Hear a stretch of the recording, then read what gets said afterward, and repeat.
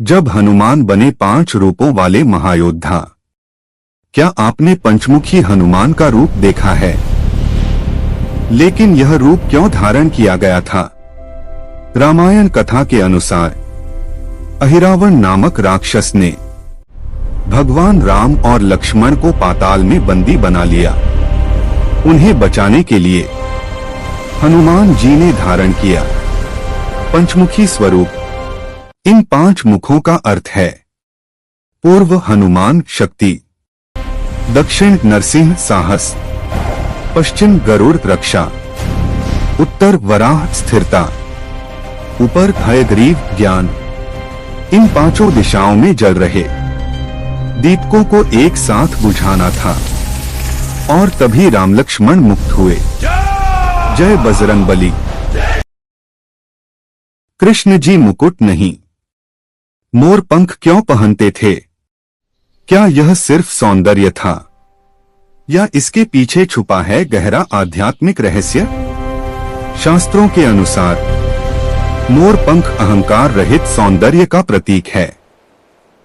मोर बेहद सुंदर होता है, लेकिन वह कभी अपने सौंदर्य पर गर्व नहीं करता।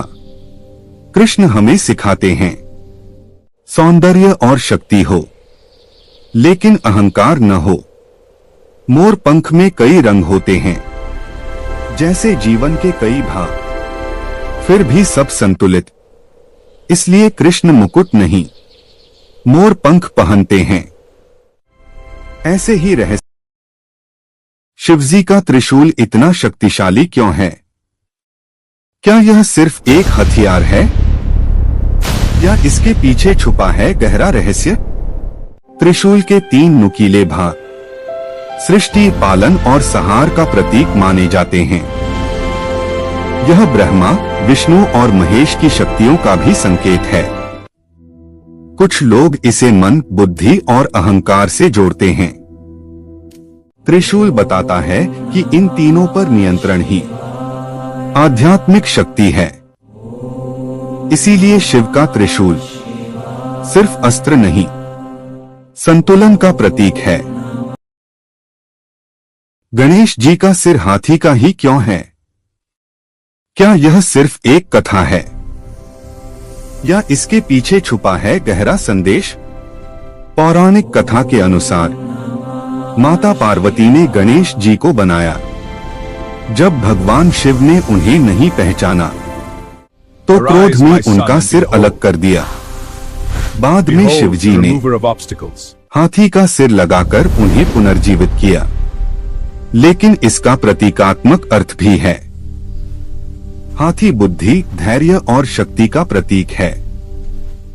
बड़ा सिर गहरी सोच, बड़े कान सबकी सुनना, छोटा मुख कम बोलना। इसलिए गणेश जी सिर्फ देवता नहीं, जीवन जीने की सीख हैं। ऐसे ही रहस्य गाय को मां क्यों माना जाता है?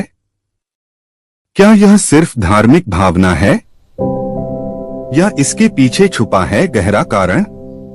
वैदिक परंपरा में गाय को गौ माता कहा गया है, क्योंकि वह बिना कुछ मांगे दूध देकर पूरे परिवार का पालन करती है।